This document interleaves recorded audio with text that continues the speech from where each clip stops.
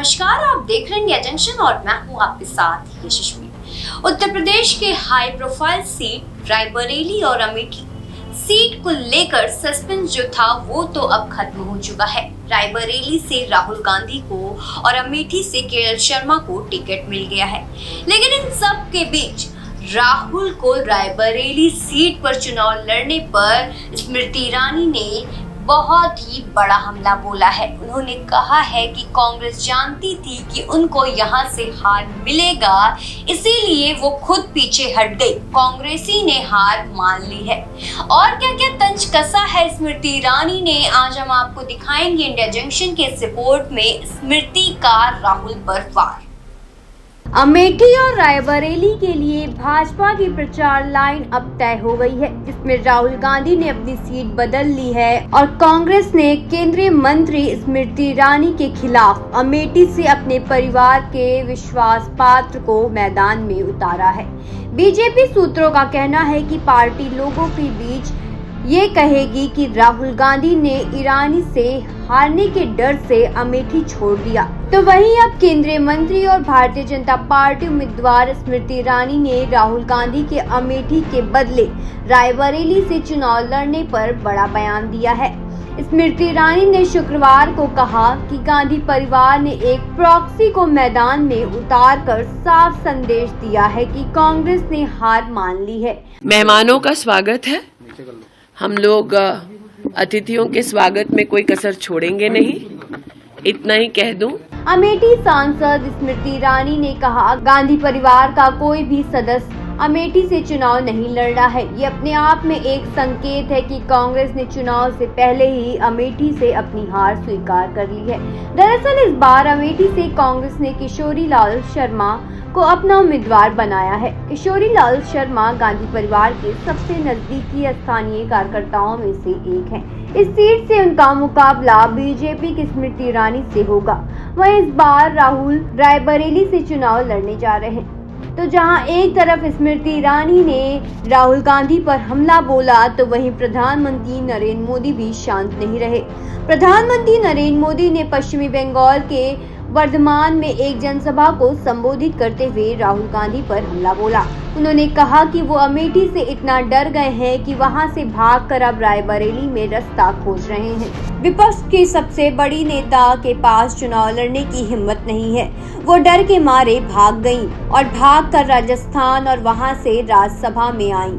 मैंने पहले ही ये बात बता दिया था कि शहजादे वायनाड में हारने वाले हैं। हार के डर से वायनाड में जैसे ही मतदान समाप्त होगा वो तीसरी सीट खोजने लग जाएंगे। लेकिन अमेठी से भी इतना डर गए, इतने डर गए, वहां से भागकर अब रायबरेली में खोज रहे हैं रास्ता।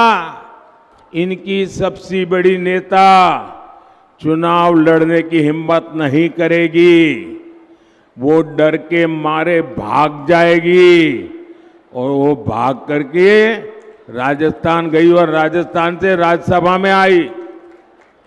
और हुआ भी यही। मैंने पहले ही बता दिया था कि शाहजादे वायनाड में हारने वाले हैं और हार के डर से जैसे ही वायनाड में मतदान समाप्त होगा वो तीसरी सीट खोजने लग जाएंगे। पीएम मोदी ने कहा, अब दूसरी सीट पर भी उनके सारे चेले चपाटे कह रहे थे कि अमेठी आएंगे, लेकिन वो अमेठी से इतना डर गए हैं कि वहां से भागकर अब रायबरेली में रास्ता खोज रहे हैं। ये लोग घूम घूम कर सबको कहते हैं डरो मत। और अब दूसरी सीट पर भी उनके सारे चेले चपाटे कह रहे थे अमेठी आएंगे, अमेठी आएंगे, लेकिन अमेठी से भी इतना डर गए, इतने डर गए, वहां से भागकर अब रायबरेली में खोज रहे हैं रास्ता। ये लोग घूम घूम कर सबको कहते हैं डरो मत।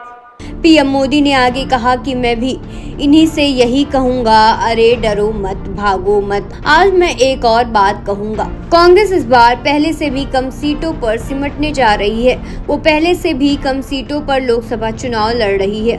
अब देश भी समझ रहा है कि ये लोग चुनाव जीतने के लिए चुनाव नहीं लड़ रहे हैं, ये सिर्फ और सिर्फ देश को बांटने के लिए चुनाव के मैदान का उपयोग कर रहे हैं। मैं भी आज उन्हें कहता हूं और बड़े जी भर के कहता हूं, अरे डरो मत, भागो मत। और आज मैं एक और बात कहूंगा, कांग्रेस इस बार पहले से भी कम सीटों पर सिमटने जा रही है। वो पहले से कम सीटें लड़ रहे हैं तो अपने आप भी कम जाना थल है। अब देश भी समझ रहा है कि ये लोग चुनाव जीतने के लिए चुनाव नहीं लड़ रहे हैं, ये सिर्फ और सिर्फ देश को बांटने के लिए चुनाव के मैदान का उपयोग कर रहे हैं। रायबरेली और अमेठी में 20 मई को मतदान है। आज नामांकन भी भरा जा चुका है। वहीं बीजेपी ने अमेठी से एक बार फिर स्मृति ईरानी को मैदान में उतारा है। दूसरी ओर रायबरेली सीट से बीजेपी ने दिनेश प्रताप सिंह को मैदान में उतारा है। वो साल 2019 में भी यहां से चुनाव लड़ चुके हैं, लेकिन उन्हें सोनिया गांधी ने बड़े अंतर से हराया था। खबरों से जुड़े रहने के लिए सब्सक्राइब करें हमारा चैनल इंडिया जंक्शन।